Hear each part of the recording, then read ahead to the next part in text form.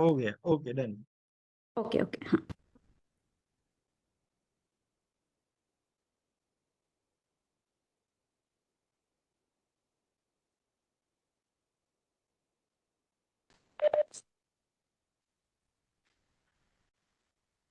सर्वेभ्यो नमो नमः। मेरी आवाज आ रही है आप सभी को? कुंजल जी, आशियाना जी, देखिए आज छात्र भी कम हैं। जी हाँ मैम हाँ, आ रही है। जी क्लियर, मैम। आवाज आवाज क्लियर आ रही है मैम। जी जी, अस्तु। तो आज हमारा इस हफ्ते का अंतिम लेक्चर है और कल हमने सबसे पहले हमने अचसंधि पढ़ी थी, वो कंप्लीट हो गया है। दूसरा हमारा हल संधि था, वो भी पूर्ण हो चुका है। आज से हम विसर्ग संधि पढ़ेंगे। तो आज हमारा विषय है विसर्ग संधि का परिचय। और विसर्ग संधि में सकार विधि होती है, सकार का विधान किया जाता है, उसको आज सिर्फ पढ़ेंगे। ठीक है, तो विसर्ग संधि आपको हमने यहाँ पे संस्कृत के साथ हिंदी में भी लिखा है। विसर्गम प्रधानीकृत्या यह संधि प्रवर्तते सोस्ति विसर्ग संधि ही, है ना। जहाँ पे विसर्ग को ही प्रधान मानकर विसर्ग के स्थान पर जहां संधि का विधान किया जाता है ना, जहां विसर्ग के स्थान पर कोई परिवर्तन होता है उस संधि को विसर्ग संधि कहते हैं। जहां विसर्ग के स्थान पर कोई परिवर्तन होता है उसी को क्या बोलते हैं? विसर्ग संधि। इससे पहले अपसंधि में क्या हो रहा था? स्वर वर्ण के स्थान पर परिवर्तन हो रहा था, है ना, तो उसको हमने अपसंधि कहा। हल संधि में व्यंजन के स्थान पर परिवर्तन हो रहा था तो हमने उसको हल संधि कहा। अब विसर्ग संधि मतलब क्या होगा? जहां विसर्ग के स्थान पर कोई परिवर्तन होगा उसको हम कहेंगे विसर्ग संधि। ठीक है, तो विसर्ग संधि के स्थान पर, विसर्ग के स्थान पर क्या क्या परिवर्तन होते हैं, तो विसर्ग संधि के क्या क्या भेद होते हैं? तो 4 भेद प्रायः देखे जाते हैं। तो सबसे पहले विसर्ग के स्थान पर सकार होता है ना, विसर्ग को सकार होता है। और दूसरा भेद है विसर्ग को उकार होगा। ठीक है, जैसे देखिए विसर्ग को सकार होता है, इसका उदाहरण भी हम यहाँ दे रहे हैं। हरिहि त्राता, ये उदाहरण है। हरिहि में इकार के बाद विसर्ग है ना, आप सभी विसर्ग को समझते ही हैं, सभी जी परिचित है जो ना। दोनों, हाँ दो डॉट है उसे विसर्ग बोलते हैं। जी जी बिल्कुल, है ना। तो हरि ही त्राता में देखिए हरि में विसर्ग है ना, अब उसको क्या बन गया है? संधि में सकार हो गया, हरिस्त्राता। ठीक है, तो यहाँ पे क्या हो गया? सकार विधान हुआ है, विसर्ग के स्थान पर सकार हुआ है। ठीक है, फिर दूसरा उदाहरण देखिए, शिवः वन्द्यः। शिवः में क्या है? वकार के बाद विसर्ग है। ठीक है, तो विसर्ग को यहाँ पे क्या हो गया है? उकार हुआ है। उकार होने के बाद शिवा उ, है ना, उकार होगा तो क्या रह जाएगा यहाँ पे?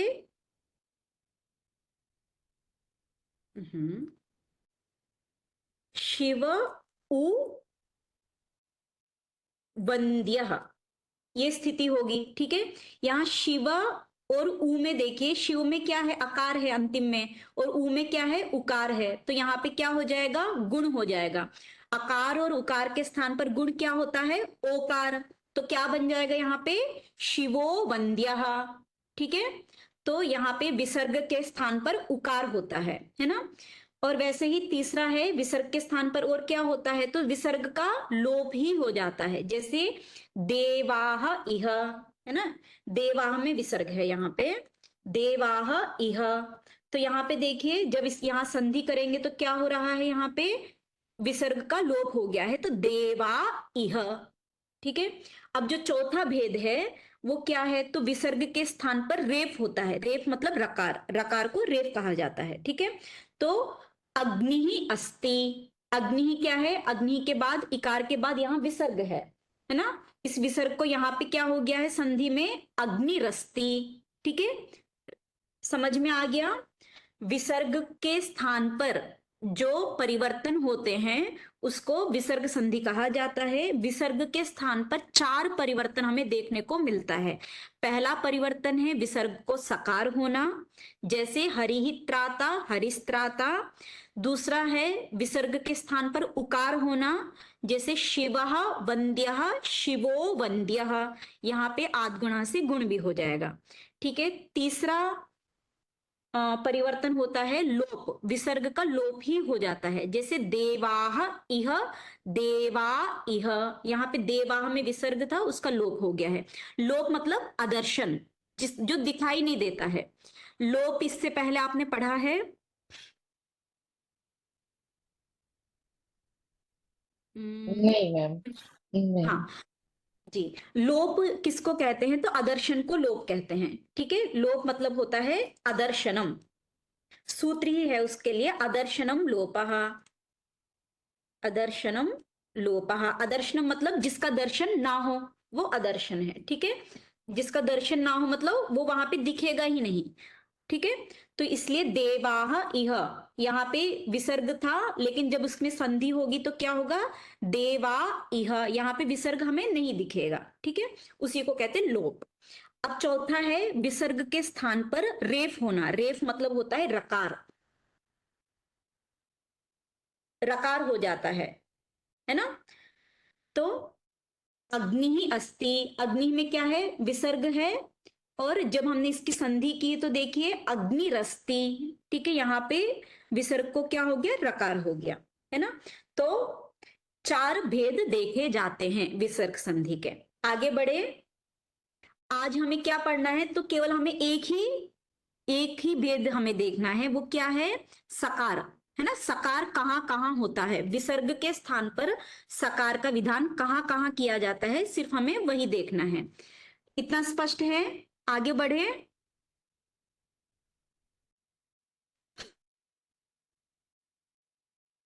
आशियाना जी, जी मैम। कुंजय जी, आज आप दो दो ही हैं तो आप ही लोग को संभालना है कक्षा आज, ठीक है ना। चलिए। तो सबसे पहले आपको हमने ये पीपीटी भेजा है, उसमें आपने देखा होगा विसर्ग के स्थान पर सकार कहाँ कहाँ होता है। उसमें 7 से 8 सूत्र है ना। सूत्र मतलब नियम, 7 से 8 नियम बनाए गए हैं पाणिनि के द्वारा। ठीक है। तो इसमें सबसे पहला नियम है विसर्जनीयस्य सः। ये सूत्र है। इसके अर्थ को समझते हैं सूत्र पे। ठीक है। अर्थ को देखिए। तो कहता है कि खर परे, हर प्रत्याहार वाला कोई वर्ण पर में होना चाहिए, मतलब बाद में होना चाहिए। तो विसर्जनीय को विसर्जनीय विसर्ग को ही कहा जाता है। ठीक है। तो विसर्ग के स्थान पर क्या हो जाता है? सकार आदेश हो जाता है। तो यहाँ पे हमें सिर्फ एक देखना है कि विसर्ग हो पहले और उसके बाद में क्या हो? तो खर प्रत्याहारस्थ वर्ण हो। खर प्रत्याहार वाला कोई ना कोई वर्ण होना चाहिए। ठीक है। अब देखिए खर प्रत्याहार में कौन कौन से वर्ण आते हैं। तो खफ चटथ चटतो कपई शा शासर, इन 3 सूत्रों के अक्षरों को हम लेंगे। ठीक है। तो पहला सूत्र है खफ चटथ चटत। ठीक है। और दूसरा सूत्र है कप। तीसरा है शा शास। तो कितने वर्ण हो गए? खर प्रत्याहार में कितने वर्ण आए हैं? 13। 13 वर्ण, बिल्कुल सही। अब इसको आप देख के बताएंगे वर्ग का कौन कौन सा वर्ण यहाँ पे लिया गया है। वर्ग का कौन सा वर्ण लिया गया है ना। वर्ग का पहला वर्ण लिया गया है, कवर्ग का का लिया गया है ना। फिर चवर्ग का च, फिर टवर्ग का ट, फिर तवर्ग का त, फिर पवर्ग का पा, है ना। तो वर्ग का पहला अक्षर आ गया है। ठीक है। अब हमें लगता है दूसरा अक्षर भी आ गया है। जैसे का के बाद क्या आता है? ख, छ, ठ, है ना, थ, फ। ठीक है। दूसरा अक्षर भी आ गया है। तो प्रत्येक वर्ग का मतलब 5 वर्गों का पहला अक्षर, दूसरा अक्षर और इसके साथ साथ 3 अक्षर अलग से आए हैं, श, श और स। ठीक है, तो हमें खर प्रत्याहार को याद रखना है, तो हम कैसे याद रख सकते हैं? तो प्रत्येक वर्ग का, पांचों वर्गों का पहला और दूसरा अक्षर एवं शा शा स, ये तीनों अक्षर। ठीक है, ऐसे याद रख सकते हैं। ये जो है कौन से प्रत्याहार में आते हैं? वर्ग का पहला, दूसरा और शा शा सा, तो खर प्रत्याहार में आते हैं। ठीक है, तो विसर्ग के बाद में वर्ग का पहला या दूसरा अक्षर होना चाहिए अथवा शा शा सा, इन तीनों में से कोई एक होना चाहिए। तो क्या हो जाता है? वहां विसर्ग के स्थान पर सकार आदेश हो जाता है। जैसे उदाहरण देखिए, विष्णु त्राता, विष्णु में विसर्ग है यहाँ पे, है ना? उका, विष्णु में अंतिम में क्या है? विसर्ग है। अब त्राता में बताइए, हर प्रत्याहार वाला वर्ण कौन सा है? त विष्णु त ता है, बिल्कुल सही है ना? तो इसलिए यहाँ पे क्या हो जाएगा? तकार को सकारादेश, विसर्ग को सकारादेश हो गया, तो विष्णु स्त्राता। ठीक है, स्पष्ट है ये सूत्र स्पष्ट है सभी? जी, चलिए आगे बढ़ते हैं। इसके उदाहरण हैं। ठीक है, हरिहि त्राता, इसका क्या बनेगा बोलिए? हरिस्त्राता। हाँ, ठीक है। बालः तावत, खर कौन है यहाँ पे? त हाँ, हाँ। तावत का तकार है ना? हम पद को भी बोलेंगे तावत, क्योंकि देखिए यहाँ पे तकार तो दो जगह है, ता में भी है और तावत के अंतिम तकार भी है। तो मैं कौन सा तकार मानू? तो आपको बोलना है तावत का पहला तकार या तावत का बाद वाला तकार, ऐसे बताएंगे। ठीक है, तो खर कौन है यहाँ पे? तावत हाँ। का पहला ता तकार, पहला तकार बोलना है, तावत का पहला तकार। ठीक है, पहला तकार हाँ, तो क्या बनेगा? बाल बालस त बालस्तावत्। तावत हाँ, बालस्तावत। विष्णुस्त्रायते, क्या बनेगा? विष्णु त्रयते विष्णु विष्णुस्त्रायते। त्रायते, हाँ, त्रायते। ठीक है, आगे लोकः तदनु, क्या बनेगा? लोक लोकस्तदनु। तदनु तदनु, बिल्कुल। इतः ततः, इस्त इतस्ततः। इतस्ततः इतस्ततः। ठीक है, हाँ, अब है विष्णु टीकते। विष्णुस्तिकते। विष्णुस्तिकते यहाँ पे एक थोड़ा ध्यान देना है, पहले क्या हो जाएगा? विसर्ग को सकार कर लिया हमने, विष्णुस, आगे है टी कते, ये है स्थिति। ठीक है, यहाँ पे आपने स्टोष्टुनाष्टु पढ़ा है ष्टुत्व संधि में, हाँ सूत्र स्टुनाष्टुः, है ना? पढ़ा था, हमें याद है। इसको ष्टुत्व संधि बोलते हैं, जिसको ष्टुत्व, है ना? तो यहाँ पे सकार को क्या हो जाएगा? मूर्धन्य शकारादेश हो जाएगा इससे। ठीक है, मूर्धन्य शकारादेश हो जाएगा तो क्या बनेगा? तो विष्णु टीकते। ठीक है, मूर्धन्य शकार, जिसको आप लोग पेट कटा बोलते हैं हिंदी में, और गुजराती में क्या बोलते हैं इस शकार को? कोई गुजराती? षटकाडियानो षटकोणनो। हाँ, षटकोणनो षटकोण स। बिल्कुल सही है ना?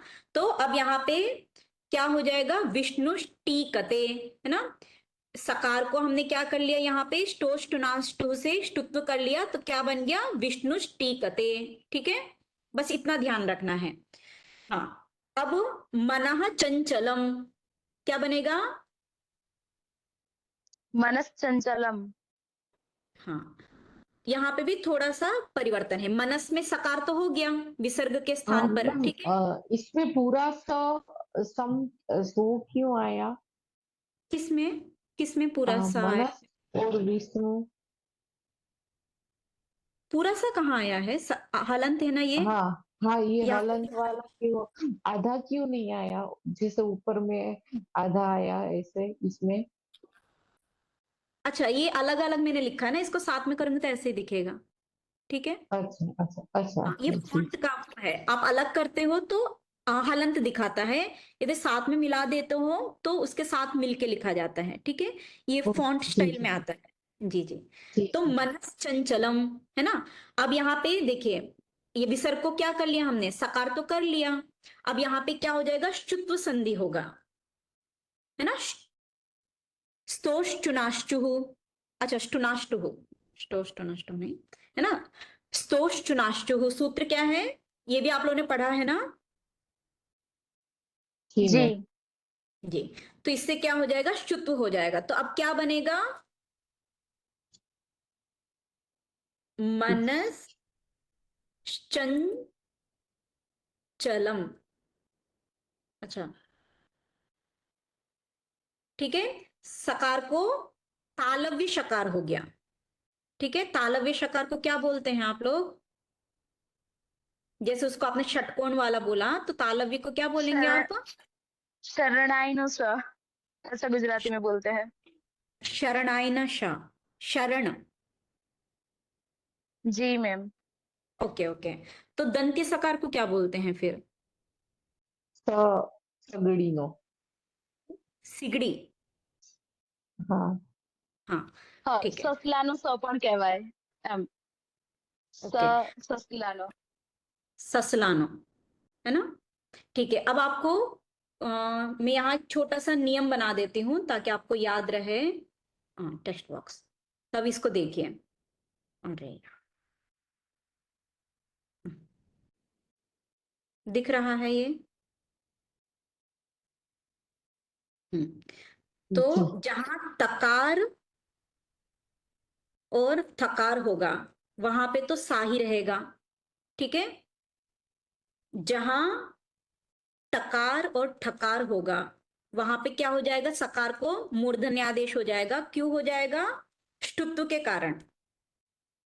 ठीक है, और तीसरा नियम क्या बना सकते हैं यहाँ पे हम, हम्म,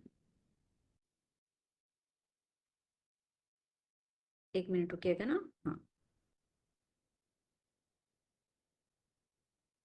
हाँ, जहां चकार और छकार होगा वहां पे क्या हो जाएगा, सकार को शय, आपने कुछ बोला था मैं भूल गई हूँ, तो ये वाला शकार हो जाएगा। ठीक है, ये किससे होगा, तो शुत्व के कारण। बना सकते हैं ऐसा नियम। ठीक ठीक है, है मैम। तो जहां तकार और थकार है वहां पे तो सा ही रहेगा जैसा का तैसा। जहां टकार और ठकार होगा तो वहां पे सकार को ष्टुत्व होके शकार हो जाएगा। जहां चकार और छकार होगा वहां ष्टुत्व होके शकार हो जाएगा। ठीक है, तो इसलिए मनस चंचलम, इसमें हमने क्या कर लिया है, ष्टुत्व किया, तो क्या बन गया, मनस चंचलम। ठीक है, अब तपह हाँ, क्या बनेगा यहाँ पे, तपह तत्वा में, तपस्तप्त्वा। हाँ तपस्तत्वा। ठीक है, बालः थूत करोति। अच्छा इसमें बताइए खर वर्ण क्या है, बालः थूत करोति में खर वर्ण कौन है यहाँ पे, थ थ थ थ थूत करोति में थकार, है ना, थका। महाप्राण थकार। ठीक है, तो क्या बनेगा इसका, बोलिए, संधि क्या बनेगी, बालस्तुत करोति। हाँ, बालस्थूत करोति। ठीक है, ये स्पष्ट हो गया है। जी मैम। विसर्जनीय कहते हैं जी कि मैम। खर्ण पर में हो तो विसर्ग को क्या हो जाता है, सकारादेश हो जाता है। ठीक है, चलिए अब दूसरे सूत्र में जाते हैं, वाशरी, है ना। अब ये क्या कहता है, ये कहता है कि यदि विसर्ग के पर में शर हो तो विसर्ग को विसर्ग ही रहता है विकल्प से। ठीक है, मतलब एक बार सकार होगा एक बार विसर्ग को विसर्ग ही रहेगा। ठीक है, तो जैसे जैसे हरि ही शेते, हाँ अब शर शर प्रत्याहार में कौन कौन से वर्ण आते हैं, तो शा शा सा, तीन ही वर्ण आते हैं। ठीक है, तो शा शा सा यदि विसर्ग के पर में हो तो क्या हो जाएगा, विसर्ग को एक बार सकार होगा और एक बार क्या हो जाएगा, विसर्ग के स्थान पर विसर्ग ही रहेगा। ठीक है, तो अब यहां पे देखिए, हरि ही शेते है ना, यहाँ पे खर वर्ण है पर में, शर वर्ण है पर में, शर में क्या क्या आ जाता है, शा शा सा। ठीक है, तो शेते में जो शकार है वो शर्वर्ण है, ये पर में है, इसलिए यहाँ पे विसर्ग को क्या हो जाएगा, तो एक बार तो क्या रहेगा, विसर्ग ही रहेगा, है ना। लेकिन ये विसर्ग जो है विकल्प से होता है, मतलब एक बार विसर्ग रहेगा और एक बार क्या होगा, तो इससे पहला वाला सूत्र है विसर्जनीयस्य सहा, उसमें भी शाशा सा आ जाते हैं ना, तो इससे क्या हो जाएगा, सकारादेश हो जाएगा। सकारादेश हो जाएगा तो क्या बनेगा यहाँ पे, हरिस शेते, ये स्थिति है। ठीक है, यहाँ पे फिर क्या कर लेंगे हम, शुत्व कर लेंगे, यहाँ शुत्व करेंगे तो क्या बन जाएगा, शकार को शयानाना, ऐसा कुछ आपने बोला था, वो शकारादेश हो जाएगा, मूर्ध जिसको बोलते हैं तालव्य, है ना। तो क्या बनेगा अब, हरिशेते। हरिष्टिते। ठीक है, तो हरिश यहाँ पे हम हाँ ना एक और चेंजेस कर लेते हैं, इससे पहले वाले में जहां हमने लिखा था, तो ये शुत्व कहाँ कहाँ होता है, चा पर में हो, छा पर में हो और शा पर में हो, तो यहाँ पे भी टा पर में हो, ठा पर में हो और शा पर में हो, तो सकार को मूर्धन्य शकार हो जाएगा। ठीक है, हम्म। अब फिर वाशरी में आइए, तो वाशरी समझ में आया। इसने कहा यदि शर, शर मतलब शा श सा, ये तीनों यदि पर में हो तो विसर्ग को विकल्प से विसर्ग ही रहता है, विकल्प से कहा है मतलब एक बार विसर्ग रहेगा और एक बार जो प्राप्त है वो होगा, क्या प्राप्त है, तो विसर्जनीय सह से सकार प्राप्त था। ठीक है, तो विसर्ग को विसर्ग ही रहेगा, तो हरि ही शेते रहेगा। जब विसर्ग को विसर्ग नहीं करेंगे, विकल्प से कर रहा है ना, एक बार करेगा एक बार नहीं करेगा, एक बार करेगा तो विसर्ग को विसर्ग ही रह जाएगा, एक बार जब नहीं करेगा तो यहाँ पे क्या हो जाएगा, सकारादेश हो जाएगा विसर्जनीय से सह से, और उसको शुत्व करके हरि शेते, तो दो रूप बनेंगे। ठीक है, बाशरी के हमेशा दो रूप बनेंगे, जब भी शर्वर्ण पर में हो विसर्ग के तो वहां पे हमेशा दो दो रूप बनाएंगे हम। ठीक है, स्पष्ट है ये। इसके कुछ उदाहरण देख लेते हैं, जैसे वीराह शेरते, बताइए कितने रूप बनेंगे पहले तो इसके, 3 दो दो दो दो दो बनेंगे, कुंजल दो कुंजल जी, हाँ दो बनेंगे। ठीक हाँ है, 2 बनेंगे पहला हाँ क्या रहेगा, पहला तो हम वीर विसर्ग करेंगे, है ना, हाँ तो वीरा विसर्ग करेंगे तो क्या रहेगा, वीराह वीरा शेरते। शेरते ठीक है, दूसरा क्या बनेगा, वीरा श वीरा आधा शेरते, वीरा शेरते शेरते। ठीक शेरते है, अब यहाँ पे सकार को मोट, यहाँ क्या कर लिया हमने, शुत्व कर लिया। ठीक है, याद रहेगा ना ये, हाँ। अब पुत्रः सेवते, इसका क्या बनेगा, संधि, पुत्र सेवते और हाँ पुत्र सेवते। सेवते दूसरा क्या बनेगा, पुत्र पुत्र सेवते, तो क्या सेवते रहेगा? हाँ, जहां पे भी दो वर्ण आते हैं, संयोग आता है, तो संयुक्त वर्ण से पहले यति लेना है ना, तो पुत्र सेवते, पुत्र सेवते। ठीक है, पुत्र सेवते अब यहाँ पे पुत्र देखिए दो जगह आपको यति सेवते लेनी है, एक तो पू में भी लेना है क्योंकि त्रा जो है वो भी संयुक्त वर्ण है ना, जी जी और जी त्रा के बाद में भी एक यति लेना है क्योंकि उसके आगे जो है सेवते भी संयुक्त वर्ण है, तो पुत्र सेवते, पुत्र सेवते। ठीक है, हाँ। अब सेव्य क्या होगा यहाँ, संधि, अर्क सेव्य हाँ, अर्क सेव्य अर्क सेव्य पहला, दूसरा दूसरा सकारादेश, अर्क हम्म सेव्य अर्क सेव्यः। अर्क सेव्य हम्म अब यहाँ बताइए, पहला तो विसर्ग ही नमः रहेगा। ठीक है, नमः षडानना, षडानन्ताय ठीक है, हाँ, दूसरा क्या नमः होगा, नमश्च षडाननाय हाँ, नमः नमः नमश्च षडाननाय। षडाननाय। षडाननाय यहाँ पे जो शकार है वो कैसे लिखा जाएगा, कौन सा शकार होगा, स स आप अपने बताइए, षटकोण वाला लिखूं यही षटकोण या वाला षट्, षटकोण हाँ, वाला षटकोण वाला। षटकोण ठीक है, वाला बिल्कुल, षडाननाय। ठीक है, यहाँ स्टुप हो गया है इसलिए। आगे रामषष्ठः क्या होगा? राम, पहले विसर्ग इसमें भी करेंगे। वो षटकोण वाला ही है। हाँ बिल्कुल हाँ। सही है ना। तो एक बार होगा रामषष्ठः। शस्त्रः, सर्पः सरति। सर्पः हाँ सरति, सरति। दूसरा क्या होगा? सर्पः सरति, हाँ सर्पः सरति। सर्पः सरति। ठीक है, स्पष्ट है ये? जी जी मैम। चलिए अब आगे बढ़ते हैं। तीसरा है कुप्वोः कपौच, है ना। अब आपने जिह्वा मूलीय और उपध्मानीय ये शब्द पहले पढ़े हैं अपनी क्लास में इससे पहले। जीवा मूल्य पड़े है जो टंग हाँ टच होती है, ये उप जमान में वो नहीं होता। अच्छा ठीक है। देखिए विसर्ग हम बोल रहे थे ना अभी तक। विसर्ग मतलब क्या होता है? दो गोले होते हैं, है ना। कहीं लिखने की कोशिश जी करती हूँ। जी मैम। विसर्ग, अच्छा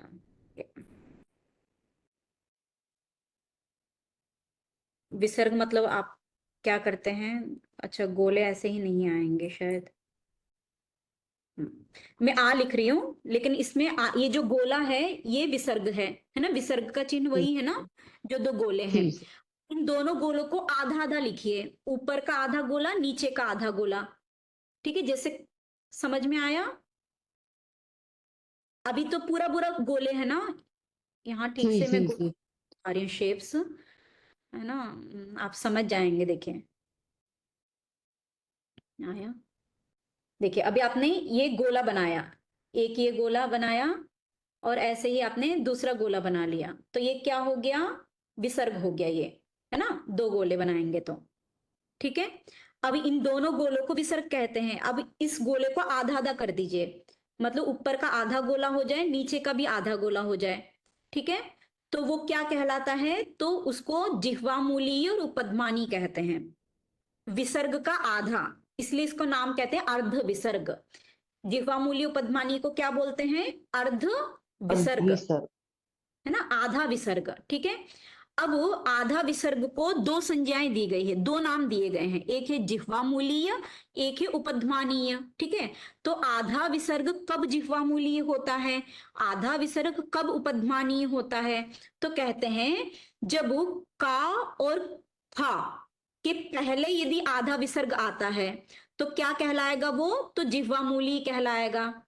ठीक है, ये जो आधा विसर्ग है वो किससे पहले आता है? ककार और खकार के पहले आता है, तो क्या कहलाएगा वो? जिह्वामूली कहलाएगा। मतलब उसका जो उच्चारण है वो कहाँ से करेंगे? जिह्वा के मूल, है ना, जिह्वा का जो मूल भाग है, जहां कहते हैं ना छोटा जीभ, छोटी जिह्वा होती है।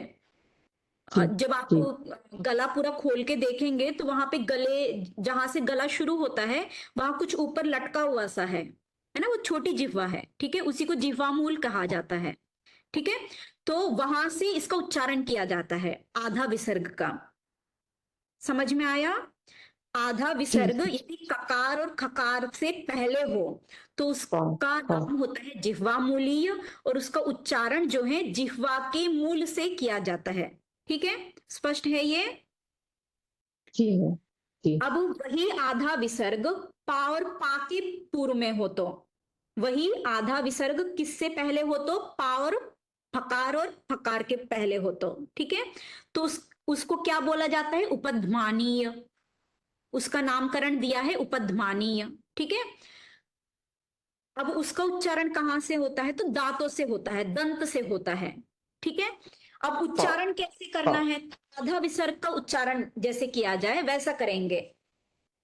अच्छा एक मिनट, ये जो है ना, ये उदाहरण यहाँ का नहीं है, पीछे का आ गया है। ठीक है, उच्चारण के लिए हम आगे जो उदाहरण है उसमें हम देखेंगे। ये इतना स्पष्ट है, अर्ध विसर्ग को ही जिह्वामूली और उपध्मानी कहा जाता है। अर्ध विसर्ग जब ककार के पूर्व में आए तो उसको जिह्वामूली कहते हैं, है ना। और अर्ध विसर्ग जब पकार और ठकार के पूर्व में आए तो उसको क्या कहते हैं, उपध्मानी कहते हैं। जिह्वामूली का उच्चारण जिह्वामूल से किया जाता है, उपध्मानी का उच्चारण दांतों से किया जाता है, दंत से। स्पष्ट है ये? जी मैम।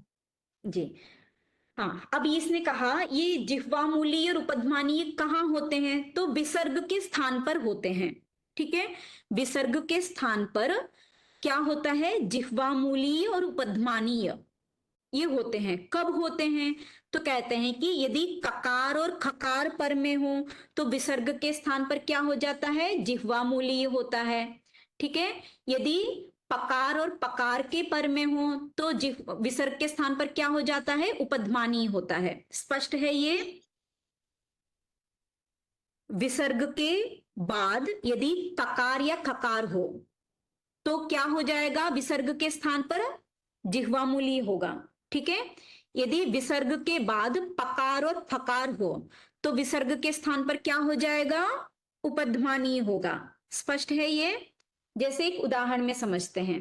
देखिए, रामः कः। ठीक है, अब यहां पे देखिए राम में विसर्ग है, यहां पे आगे ककार है। ठीक है, तो यहां पे क्या हो जाएगा, राम में विसर्ग है और बाद में क्या है, ककार है, तो विसर्ग के स्थान पर अब क्या हो जाएगा, यहां पे इसको क्या बोलेंगे, जिह्वामूलीय, है ना। विसर्ग के स्थान पर अब क्या होगा, जिह्वामूलीय। ये समझ में आया? हाँ। अब ये जो जिह्वामूलीय है वो विकल्प से होता है, मतलब हर जगह नहीं होगा, एक बार होगा एक बार नहीं होगा। ठीक है, तो एक बार हो गया तो जिह्वामूलीय हो गया तो आधा विसर्ग हो गया, है ना। अब जब नहीं होगा तो यहाँ पे एक वा, हाँ इससे पहले हमने पढ़ा था विकल्प से होगा ना, एक बार होगा एक बार नहीं होगा तो क्या रहेगा, विसर्ग का विसर्ग ही रहेगा। स्पष्ट है ये? जी मैम। हाँ। तो अब इसका उच्चारण कैसे कहते हैं, तो जैसे रामः कः, ये तो हो गया विसर्ग का उच्चारण किया हमने, रामः कः। ठीक है, अब जब हमें आधा विसर्ग का मतलब जिह्वामूली का उच्चारण करना है तो क्या कहेंगे, रामः कः, रामः कः। उसमें हमने कहा था राम, रामः कः। उसमें हमने पूरा रामः रामः कः विसर्ग का। कः। ठीक है, जब हम जिह्वामूली बोलेंगे तो रामः कः, रामः कः आधा ही विसर्ग बोलेंगे। ठीक है, स्पष्ट है ये? अब रामः खनति, यहाँ पे क्या होगा, विसर्ग के स्थान पर किसका आदेश राम होगा, खनति। हाँ एक तो रामः खनति विसर्ग का ही होगा, दूसरा क्या होगा, विसर्ग के स्थान पर राम जिह्वामूल्य। हाँ जिह्वामूली। जिह्वामूली, आपको ये बोलना है। ठीक है, राम खनति, राम खनति। राम खनति। राम खनति।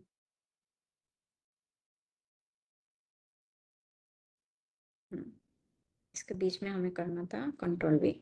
ठीक है, अब रामः पातु, एक तो विसर्ग ही होगा रामः पातु, दूसरा क्या होगा, जिह्वामूली होगा या उपध्मानीय, उपध्मानीय। उपध्वानीय। उपध्मानीय है उपध्वानी। ना, क्योंकि पकार से पहले आ रहा है विसर्ग। तो यहाँ पे कर लेंगे राम, राम पातु, राम पातु, राम पातु। ठीक है, हाँ। अग्रे वृक्षः फलतु, एक बार विसर्ग कर लेंगे हम, वृक्षः फलतु। दूसरा क्या बनेगा, यहाँ पे उपध्मानी करेंगे तो क्या रहेगा, वृक्ष फलतु, वृक्ष फलतु। स्पष्ट है ये? बना लेंगे?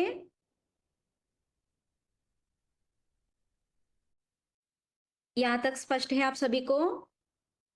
एक बार रिवीजन। जो पीछे हमने किया उसमें प और फ जॉइंट में ही आएगा। किसमें, एक बार दिखाती जो हूँ। हमने लास्ट किया उसमें। कहाँ हाँ, ये देखें? फ और फ। ये ज्वाइंट किया है ना आपने? ये तो आधा विसर्ग है, ये जो चिन्ह है ना येलो येलो जो किया है वो आधा जी जी। विसर्ग वाला चिन्ह है। ठीक है। हाँ लेकिन मैम आपने उसको साथ में जोड़ा है ना, वो हाँ, ये साथ में इसको। जोड़ा है बिल्कुल। हाँ संधि साथ का में मतलब जोड़ना है, है। संधि मतलब जुड़ जाना है ना साथ में। जी जी, उपध्व संधि में साथ में जोड़ना है। हाँ, संधि का मतलब ही जुड़ जाता है। जहां पे भी हम संधि करते हैं तो दो पद एक साथ जुड़ जाते हैं, जी जी है ना। आपने सुना होगा युद्ध में संधि की गई है ना, रामायण में संधि जी करने के जी लिए जी भेजा गया जी था। जी कौन गए जी। थे? सुग्रीव गए थे रावण के हाँ, पास। और महाभारत में कौन गए थे? कृष्ण भगवान। कृष्ण भगवान जी गए थे, है ना। तो संधि का मतलब ये है जोड़ना, है ना। चलिए आगे बढ़े। तो एक बार जी बस पीछे के देख लेते हैं, क्योंकि थोड़ा सा ये क्लिष्ट है, तो ऐसा ना कोई दिमाग से निकल जाए, लेकिन बहुत सरल भी है। छोटे छोटे भेद हैं सिर्फ, ठीक है। यदि विसर्ग हो और पर में खर हो तो वहां पे क्या हो जाता है? सकारादेश हो जाता है, ठीक है। और वो सकार यदि ता था और सा हो तो सकार सकार ही रहेगा। यदि टा था और शा हो तो सकार को ष्टुत होके षड षटकोण वाला शकार हो जाएगा, ठीक है। चा छा और शा हो पर में तो वहां पे सकार को शयाना वाला शकार हो जाएगा। मैंने सही कहा आप लोग को? ठीक जी है। मैम। अब इसके बाद हमने ये पढ़ा था वाशरी। इसने कहा था कि यदि विसर्ग के पर में शा शा सा हो, है ना, शा शा सा, तो वहां पे क्या हो जाता है? तो एक बार तो विसर्ग का विसर्ग ही रहेगा और एक बार क्या हो जाएगा? सकार हो जाएगा, ठीक है। सकार करेंगे तो सकार को क्या कर लेंगे? तो शुत्व करके हरि शेते, है ना। शकार पर में हो तो शुत्व हो जाएगा, मूर्धन्य शकार पर में हो तो ष्टुत्व होके क्या कहा था आपने? षटकोण वाला शकार हो जाएगा। यदि सकार पर में हो तो वहां पे सकार का सकार ही रहेगा, ठीक है। ये दूसरा नियम था। अब तीसरा हमने नियम ये बनाया था कि ककार और ककार पर में हो जहां विसर्ग के, वहां पे जिह्वामूली होता है, और पकार और फकार पर में हो विसर्ग के तो विसर्ग को उपध्मानी होता है, ठीक है। तो इसके भी हमने उदाहरण देख लिए थे। अब इसके बाद हमारा आता है चौथा जो सूत्र है, वो है शर परे विसर्जनीय, है ना। अब ये क्या कह रहा है? तो इसको देखिए, विसर्ग कहाँ होना चाहिए? तो पद के अंतिम में होना चाहिए। पद के अंतिम में विसर्ग हो, ठीक है। और विसर्ग के बाद क्या हो?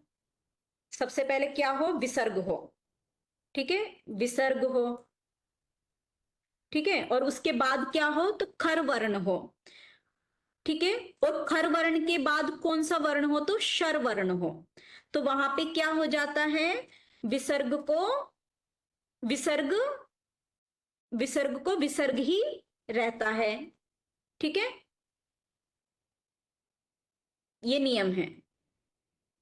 इसको बीच में कर देती हूँ, कलर बदल दूंगी तो समझ में आ जाएगा। नियम समझ में आया? फिर बोलती हूँ। जी पहला विसर्ग हो, है ना। पहला क्या हो? विसर्ग हो, बाद में खर वर्ण हो, और खर वर्ण के बाद फिर शर वर्ण हो, तो क्या हो जाता है? विसर्ग को विसर्ग ही रहता है, ठीक है। जैसे अब यहाँ पे देखिए, खर वर्ण में तो हमने पहले ही देख लिया था, 13 वर्ण आते हैं, है ना, 13 अक्षर आते हैं। वर्ग का पहला, दूसरा और शासा, यही हमने कहा था ना। वर्ग का पहला, दूसरा और श श और सा, ठीक है। अब शर में कौन कौन से अक्षर आते हैं? केवल 3 वर्ण आते हैं यहाँ पे, श श सा, ठीक है।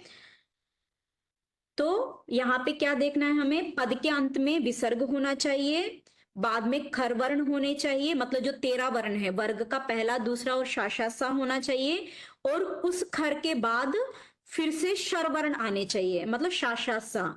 तो वहां पे क्या हो जाता है? विसर्ग को विसर्ग ही रहता है, ठीक है। समझ में आया ये? इसके उदाहरण देखेंगे तो और स्पष्ट होगा। जैसे उदाहरण देखिए, कहत सरुहु, है ना। कहा में यहाँ पे क्या है, पद है, पद के अंत में यहाँ पे क्या है, विसर्ग है कहा में, ठीक है। चट से कर लेती हूँ, ये लो, हाँ। तो यहाँ पे क्या है, विसर्ग है,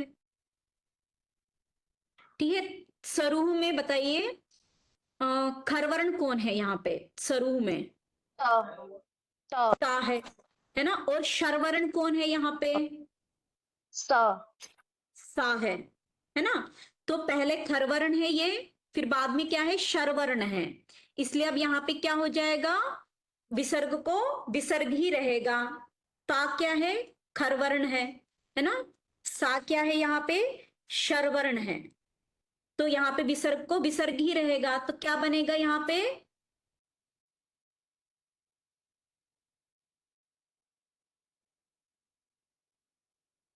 कह सरुहु, ठीक है।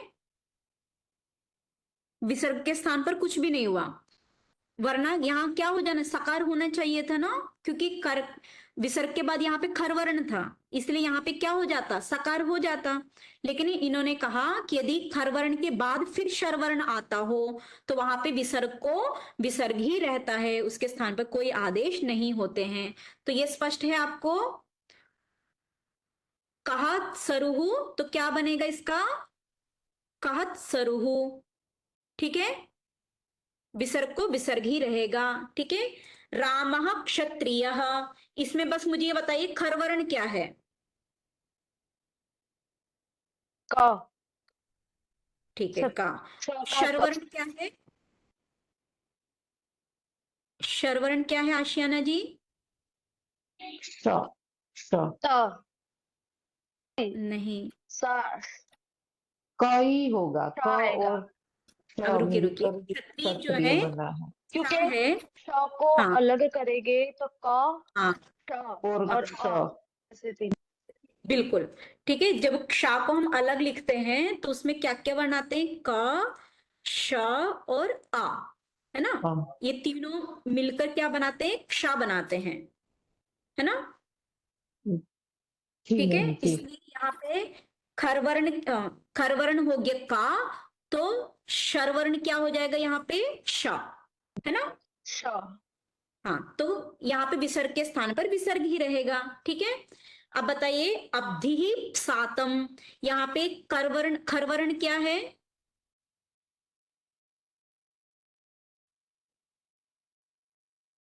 अब प प पा, सातम हाँ। और सात शर्वर्ण क्या है, स सा, ठीक है। तो यहाँ पे भी विसर्ग को विसर्ग ही रहेगा। शशः क्षुरम, इसमें खरवर्ण क्या है क और शर्वर्ण श चा, श ठीक है। हाँ, यहाँ पे भी सेम ही आ जाएगा, सेम ही ठीक है, बनेगा। हाँ, बिल्कुल। और यही यहाँ पे श वाक्यात्मक में भी सेम।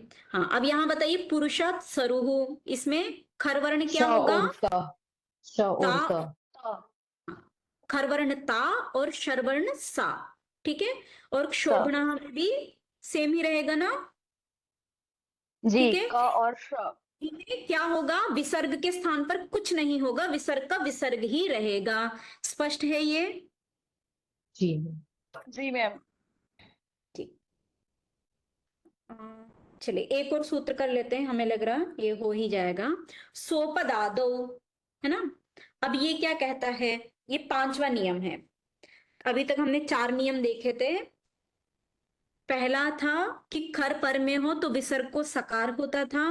दूसरा था कि यदि शर पर में हो तो एक बार सकार होगा, एक बार विसर्ग होगा, है ना। फिर तीसरा नियम हमने क्या पढ़ा था, वाशरी के बाद तीसरा नियम हमने उपध्मानी और जिह्वामूली वाला पढ़ा था, कि यदि विसर्ग के बाद में ककार और खकार हो तो जिह्वामूली हो जाता है, और यदि विसर्ग के बाद में पकार और फकार हो तो वहां पे उपध्मानी हो जाता है, ठीक है। फिर हमने चौथा पढ़ा था कि यदि विसर्ग के बाद खर हो और खर के एकदम बाद शर हो, ठीक है, तो वहां पे क्या होता है, विसर्ग को विसर्ग ही रहता है और कोई आदेश नहीं होते हैं। ये चार हमने देख लिए थे, ठीक है। अब पांचवा नियम है। पांचवा नियम क्या कहता है कि पद के अंत में होना चाहिए विसर्ग, पदांत में विसर्ग होना चाहिए। और उसके बाद क्या होना चाहिए, तो पाश, ये प्रत्यय है, पाश प्रत्यय है, कल्प है, का प्रत्यय है और काम्य है। ठीक है, तो यदि ये चारों प्रत्यय आपको दिखाई देते हैं तो वहां पे क्या होता है, विसर्ग को सकार हो जाता है। ठीक है, पद के अंत में विसर्ग हो और विसर्ग के बाद पाश, कल्प, का और काम्य, इन चारों में से कोई एक प्रत्यय हो तो वहां पे क्या हो जाता है, विसर्ग के स्थान पर सकार हो जाता है। ठीक है, जैसे इसका देखिए उदाहरण, पयः पाशम। ठीक है, तो हमने बताया था 4 गिनाए थे ना, पाश, यहाँ पे विसर्ग के बाद क्या है, पाश शब्द है, तो यहाँ पे क्या हो जाएगा, पाश प्रत्यय है, तो यहाँ क्या हो पाशम जाएगा, पयस पाशम, पाशम है ना, सकार मूल क्या हो जाता है, सकार हो जाता है। ठीक है, तो यशः कल्पम, तो क्या बन जाएगा यहाँ पे, यशस यशः कल्पम कल्पम कल्पम। कल्पम व्यूढ़ोरः व्यूढोरो कः, कः तो क्या बनेगा, व्यूढ़ो, व्यूढोरो व्यूढोरस्कः पुरोष्टः व्यूढ़ो रस्कः। कः यशः काम्यति, तो क्या बनेगा, यशः कामयति हाँ, यशस यशः काम्यति काम्यति। कामयति ठीक है, तो इन्होंने गिना ही दिए हैं, 4 होने, विसर्ग के बाद में 4 ही होने चाहिए, पाश, कल्प, का और काम्य। ठीक है, तो यहाँ पे ये चारों मिल गए, यहाँ पे पाश है, फिर कल्प है, फिर का है और उसके बाद काम्य है। ठीक है, इन प्रत्यय के परे रहते पद के अंतिम में जो विसर्ग है उसको क्या कर लेते हैं, हम सकारादेश कर लेते हैं। ये स्पष्ट है, इन्होंने गिना ही दिए हैं इसमें, स्पष्ट हो जी गया मैम ये जी। पश तो जी कल्प मैम कः काम्य याद रखने पड़ेंगे, पाश, कल्प, का और काम्य। काम्य पाश, कल्प, का, कल्प कः काम्य। और यदि ये काम्य पद में है तो विसर्ग को सकारादेश होता है। ठीक है, एक और सूत्र हमें लग रहा है, एक और हम ले सकते हैं।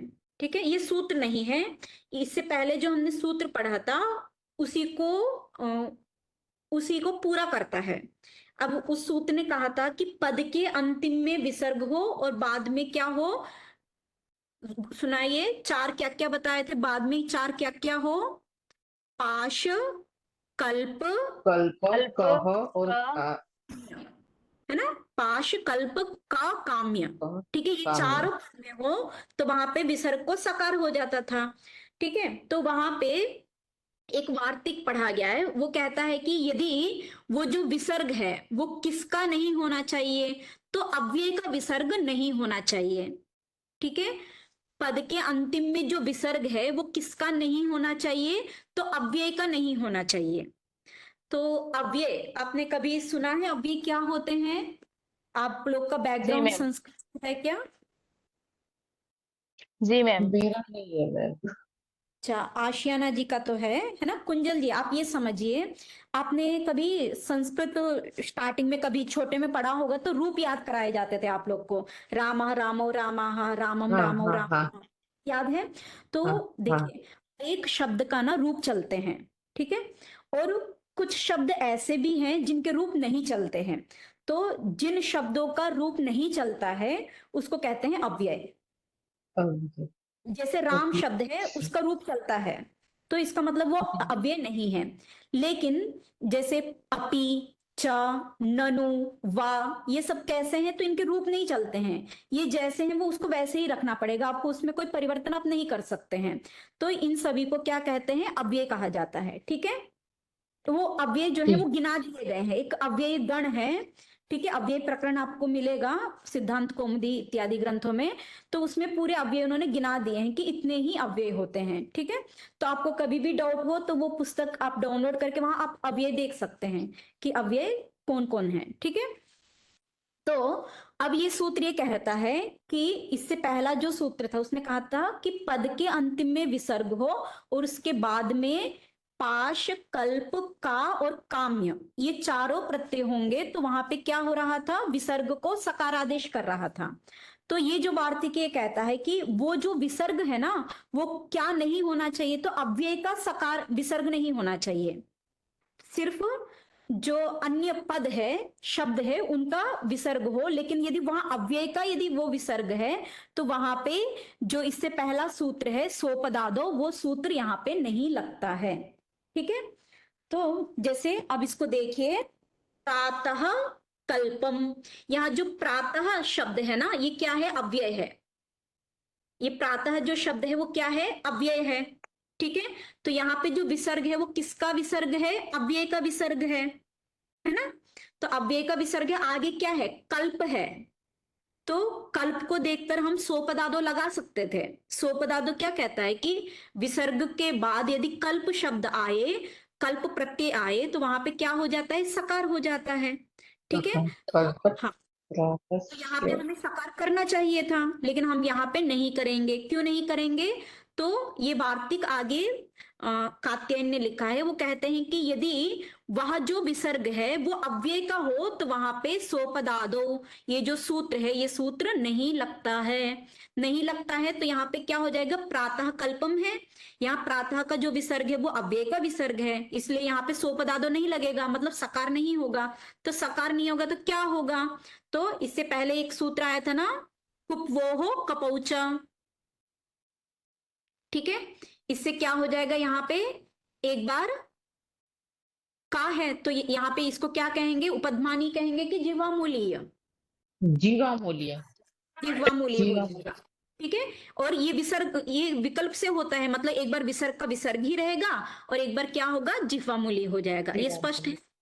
प्रातः कल्पम प्रातः कल्पम, एक होगा प्रातः प्रातः कल्पम, एक कल्प होगा प्रातः प्रातः कल्पम। कल्पम। जी बिल्कुल, ठीक है, ये स्पष्ट हो गया है आप लोग को? जी मैम। जी हाँ, मैम। सो बता दो, इसकी यह सूत्र कहाँ नहीं लगता है? बताइए, सो बता दो, यह सूत्र कहाँ नहीं लगेगा? तो जहां अव्यव्यस्यम। हाँ, जहां विसर्ग अव्यय का हो वहां पे नहीं लगेगा। ठीक है, यदि वह विसर्ग अव्यय का हो तो वहां पे नहीं लगेगा। और अव्यय किसको कहते हैं? जिनके रूप नहीं चलते हैं उनको अव्यय कहा जाता है। ठीक है, स्पष्ट है ये? जी मैम। जी, इसके बस उदाहरण थोड़ा देख लेते हैं। इसका उदाहरण ज्यादा नहीं है, यही है। ठीक है, एक और सूत्र देखे क्या? अभी 2-3 मिनट, 2 मिनट है अपने पास, देख लें। जी मैम। हाँ, ऐसा होगा तो कि दूसरे पूर्ण। क्लास में हम पूरा रिवीजन ही करा देंगे, कोई दिक्कत नहीं होगी, लेकिन थोड़ा जी देख मैम। लेते हैं, है ना? जी अब देखिए, नमस पुरसोर गत्यो हो। अब इसने कहा नमस शब्द होना चाहिए और क्या होना चाहिए? पुरुष शब्द। पुरुष ठीक है, शब्द। नमस शब्द का अव्यय हो या पुरुष शब्द, सॉरी क्षम्यता, नमस शब्द का विसर्ग हो या पुरुष शब्द का विसर्ग हो, है ना? और उसके बाद में क्या हो? या तो कवर्ग हो या पवर्ग हो, तो क्या हो जाता है? विसर्ग को सकार हो जाता है। नमस शब्द का विसर्ग हो और बाद में कवर्ग या पवर्ग हो तो विसर्ग को क्या हो जाएगा? सकार हो जाएगा। ठीक है, वैसे ही पुरुष शब्द का विसर्ग हो और कवर्ग और पवर्ग हो उसके बाद में, तो वहां पे भी विसर्ग को क्या हो जाएगा? सकार हो जाएगा। इसने गिना दिया है विसर्ग किसका होना चाहिए, तो उन्होंने कहा कि नमस शब्द का होना चाहिए या पुरुष शब्द का होना चाहिए। ठीक है, और उसके बाद में क्या होने चाहिए? तो कवर्ग या पवर्ग होने चाहिए। तो वहां पे क्या हो जाता है? तो नमस का जो विसर्ग सकार, विसर्ग को सकार होगा और पुरुष का जो विसर्ग है उसको भी सकार होगा। ये स्पष्ट है? जी मैम।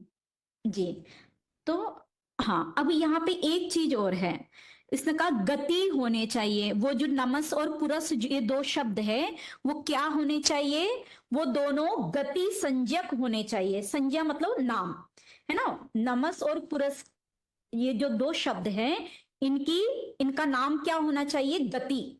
अब गति, देखिए, गति का मतलब होता है व्याकरण में गति किसको कहते हैं? तो जहां क्रिया के साथ संबंध होता है, जिन अव्ययों का, है ना, जिन उपसर्गों का, जिन अव्ययों का किसके साथ संबंध होता है? क्रिया के साथ। ठीक है, तो उसकी मतलब गति संज्ञा। इंग्लिश में जैसे एक्शन वर्ड होता है। जी जी, कहिए फिर से। जैसे इंग्लिश ग्रामर में ना एक्शन वर्ड होता है। एक्शन, हाँ, वो क्रिया है। हाँ। ठीक है, हाँ। तो देखिए, अब नमस और पुरस ये दोनों क्या है, तो ये दोनों अव्यय हैं, ठीक है। अव्यय मतलब इनके रूप नहीं चलते हैं, दोनों भी अव्यय है। नमः वो हमेशा नमः ही रहेगा, पुरः वो हमेशा पुरः ही रहेगा, उसके रूप नहीं चलेंगे। लेकिन ये दोनों जो शब्द हैं, यदि इनके साथ आप कोई एक्शन जोड़ दीजिए, मतलब कोई क्रियापद जोड़ दीजिए, करोति, गच्छति, आगच्छति, ये सब क्या है, एक्शंस हैं, क्रियाएं हैं, ठीक है, पठति, लिखति। तो जब ये दोनों अव्यय नमस और पुरस किसी ना किसी क्रिया के साथ जुड़ते हैं तो उनकी क्या हो जाती है, गति संज्ञा हो जाती है, ठीक है। तो जब नमस और पुरस ये दोनों गति संज्ञक हो और नमस और पुरस का विसर्ग हो, तो उस विसर्ग को ककार और पकार के परे रहते सकारादेश होता है। स्पष्ट है अभी पूरा? नमस और पुरस की कौन सी संज्ञा हो, गति संज्ञा हो। गति संज्ञा कब होगी, जब वो क्रिया के साथ होंगी, ठीक है।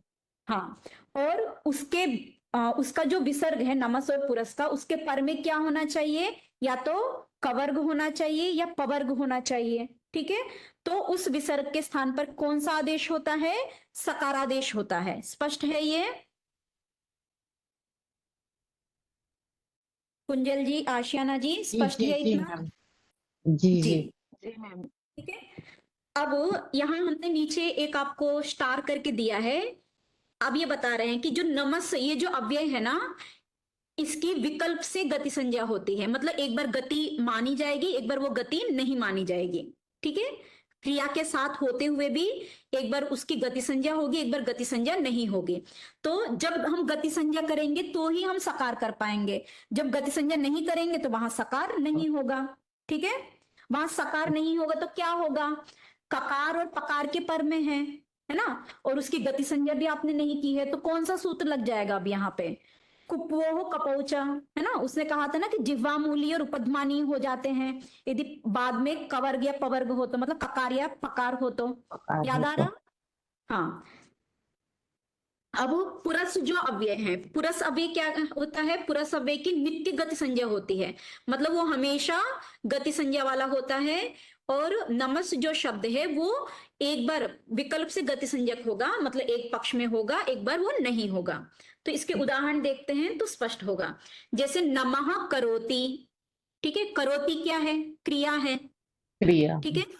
हाँ, तो नमः करोति में अब यहाँ पे जो नमस शब्द है उसकी गति संज्ञा हम कर लेंगे, एक बार गति संज्ञा होगी ना, तो होगी तो क्या हो जाएगा, नमस शब्द का जो विसर्ग है उसको क्या हो जाएगा, यहाँ पे सकारादेश हो जाएगा, है ना। कवर्ग के परे रहते तो करोति का जो का है वो कवर्ग में आ जाता है, तो इसके परे रहते क्या हो जाएगा, यहाँ पे सकारादेश हो जाएगा, तो क्या बनेगा, नमस्करोति, ठीक है। ये स्पष्ट है? हाँ। जब हम गति संज्ञा नहीं करते हैं तो हमारा एक सूत्र था ना, कुप्वोह कपोचा, वो क्या करता था, विसर्ग को विकल्प से क्या करता था वो, जोड़ता था। हाँ, जिह्वामूलीय, और इसको जिह्वामूली कहते हैं ना, अर्ध विसर्ग को। हाँ, और जीवामूली एक बार हाँ, उपध्मानीय, का और खा के पहले आए तो उपध्मानीय, और का और खा के पहले आए तो वो जिह्वामूलीय, ठीक है। एक बार जिह्वामूली होगा वो भी, एक बार जिह्वामूली करेगा और एक बार क्या करेगा, वो विसर्ग का विसर्ग ही रहने देगा, विकल्प से कर रहा है। तो अब नमः के हमेशा कितने रूप बनेंगे संधि में, 3 रूप बनेंगे। एक बार गति संज्ञा करेंगे तो सकारादेश होगा, जब गति संज्ञा नहीं करेंगे तो नमः करोति विसर्ग का विसर्ग रहेगा, और एक बार विसर्ग के स्थान पर जिह्वामूली हो जाएगा या उपध्मानी हो जाएगा, ठीक है। समझ में आया ये? जी मैम। जी। अब जो पुरः ये जो अव्यय है इसका क्या होगा, नित्य ही गति संज्ञा होती है, तो इसमें हमेशा एक ही रूप बनेगा, है ना। उसके विसर्ग को क्या हो जाएगा, हमेशा सकारादेश हो जाएगा। तो पुरः करोति, पुरस करोति। स्पष्ट है ये? जी मैम। सिर्फ हाँ, नमक के ही 3 रूप बनेंगे। नमः के 3 रूप बनेंगे, पुरः के हमेशा एक ही रूप बनेगा, ठीक है। इसके आगे क्या आप लोग बोल पाएंगे, नमः कृत्य, तो क्या होगा, नमस्कृत्य। हाँ, एक बार सकारादेश होगा, एक बार विसर्ग रहेगा। हाँ, तीसरा क्या होगा, नम कृत्य करो, कृत्य, नम हाँ, कृत्य, हाँ, नमक कृत्य, नमक नमक कृत्य, कृत्य, ठीक है। यहाँ हमने क्या कर लिया, जिह्वामूली कर लिया है। तो आपको बोलना है, एक बार सकारादेश होगा, एक बार विसर्ग होगा और एक बार जिह्वामूली होगा। ठीक है। जीवामूली हो गया। कृत्य का क्या बनेगा, शीघ्र। पुरस्कृत्य। हाँ, पुरस्कृत्य। पुरस्कृत्य। महाकरणम का क्या बनेगा, नमकरणम। नमस्करणम। हाँ, दूसरा नमस्करणम। क्या बनेगा, विसर्ग। नमकरणम।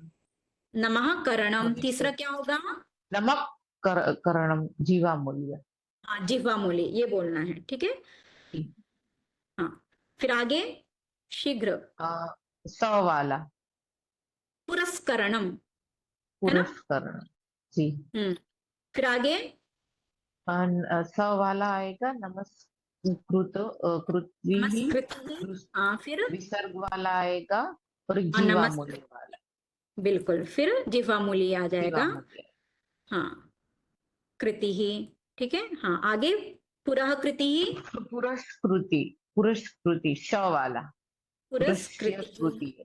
ठीक है। नमः कारः, एक बार स वाला नमस्कार। विसर्ग वाला और नमः जीवामूल्य। कारः। और जीवामूल्य नमस्कार। फिर पुरः कारः, पुरस्कार। पुरस्कारः। ठीक है, ये स्पष्ट है। जी मैम। जी, चलिए आज इतना ही रखते हैं, है ना? और आपको ये अपडेटेड वाला हम आपको भेज देंगे, तो इसको भी आप लोग देख लीजिएगा।